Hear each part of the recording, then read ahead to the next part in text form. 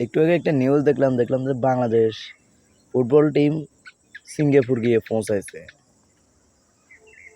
তো সিঙ্গাপুরে পৌঁছাইছে ভাই, তোরা কি খেলা আসলে পারস না শুধু যে খেলতে যাইতিস এটা নাম করার জন্য এই ফুটবল টিম যাইতেছস? গতকালকে সন্ধ্যাবেলা ৬টা বাজে ভিয়েতনামের লগে বাংলাদেশ খেলা চলতেছিল। মানে তাদের খেলা দেখছিস না, ফাড়ার ফুটবল দেখতেছি, মাথায় কাজ করতেছে না।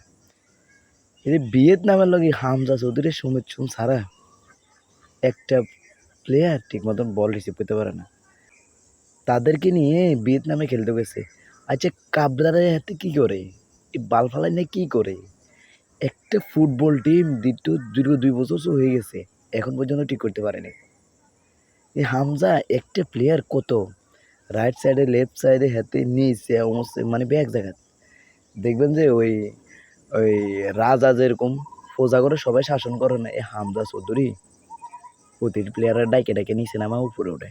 মানে বলটা যে রিসিভ করব, একটা ফুটবল খেলা চলতেছে, এটা পাড়ার ফুটবলও নয়, এটা ধান খেতে এরি ক্ষেতের ফুটবলও নয়, যেটা আমাদের ওই মিরপুরের ফুটবল খেলা নয়, যেটা মনে করেন পানির মধ্যে হ্যাকের মধ্যে লোদের মধ্যে ফিড়ে করি ম্যাচ জিতবো, এটা নয়। এটা হচ্ছে ভিয়েতনামে খেলতে গেছে, ওরে মা গো, ভিয়েতনামে খেলতে যায় ইজ্জত মিজ্জত সব হারালার। তিনটে গোল খাইছে মানে এরে। আচ্ছা, একমাত্র সিন্ডিকেটের কারণে তো জিকু ফোলাটা জাতীয় দলে ফিরতে পারে। ঠিক আছে, হাতে লাল পানির জন্য হাতে ধরা খাইছে, হাতে এটার জন্য শাস্তি পেয়েছে, এটার জন্য হাতে 2 বছর না বছর নিষিদ্ধ করে দিছে। তো যে নিষিদ্ধ করার পর ওলাই গেলে কি আর দল আনন্দ না? দুনিয়া সুর বাটপার সিন্ডিকেট সব জায়গায় দেখি যে সব কিছু শেষে জায়গা তাই, কিন্তু এই যে জিকু ফোলাটা একের পর এক দলের এক কন্ডিশন খারাপ, দলের খুব খারাপ পরিস্থিতি যাইতেছে, কিন্তু জিকু ফোলাটারে কেউ আনে না। জিকু ফোলাইডারে লই কে কোথাও কয় না, কি লেগে জিকু ফোলাইডা কোনো এক সময় বাংলাদেশের যে বসুন্ধরা টিমের ভালো গোলকিপার ছিল, এখনও মাঝে মাঝে আর কিনে তা জানি না, কিন্তু জিকু এটা ভালো গোলকিপার বাংলাদেশে। এখন আমি মনে করি যে জিকুই ঠিক আছে। এই যে আবরার মাবরার ওই এদের ওই ফাঁকনা মাকনা এগুলো কিছু নেই। এই জিকু আমার মনে হয় বাংলাদেশের সেরা গোলকিপার। যদি বাংলাদেশের সেরা গোলকিপার না হইতে এই দুইটা ফাঁকনারে কালকে একটা না নামাইছে, হাতে গোলই বক্সে গোল দিতে চায় ভিয়েতনামের 10 নম্বর জার্সি, হাতে খাড়াই রয়েছে, হাতের কোনো চেষ্টা নাই, হাতে দূর এটা ফাড়ার ফুটবল, যাইলে যা যাইলে যাবো, যাইলে নয় স্পিড এক কেস যাবো না, যাইলে নইলে যে 2 লিটারের 7 আপ এগিয়ে যাবো।